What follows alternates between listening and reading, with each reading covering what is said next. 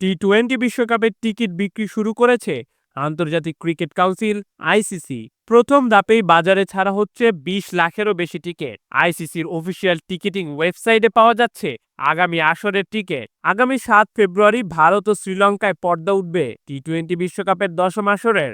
দুই দেশে মোট ৮টি ভেন্যুতে হবে টুর্নামেন্টের ম্যাচগুলো। ভারতের ভেন্যুগুলোতে সর্বনিম্ন টিকিটের মূল্য রাখা হয়েছে ১০০ রুপি, অর্থাৎ বাংলাদেশি টাকায় মাত্র ১৩৫। শ্রীলঙ্কায় সর্বনিম্ন টিকিটের দাম ১,০০০ শ্রীলঙ্কান রুপি, বাংলাদেশি টাকায় প্রায় ৪০০ টাকা। আইসিসি জানিয়েছে দ্বিতীয় ধাপের টিকিট কবে বিক্রি শুরু হবে পরে তা জানানো হবে। ইতিমধ্যে ২০ দলের গ্রুপিং ও পূর্ণাঙ্গ সূচি প্রকাশ করেছে সংস্থাটি। ৪ গ্রুপে ভাগ হয়ে দলগুলো খেলবে, প্রতি গ্রুপে থাকবে ৫টি করে দল।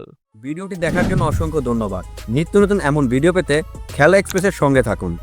খেলা সম্পর্কে আপডেট পেতে আমাদের ফেসবুক পেজটি ফলো দিয়ে রাখুন।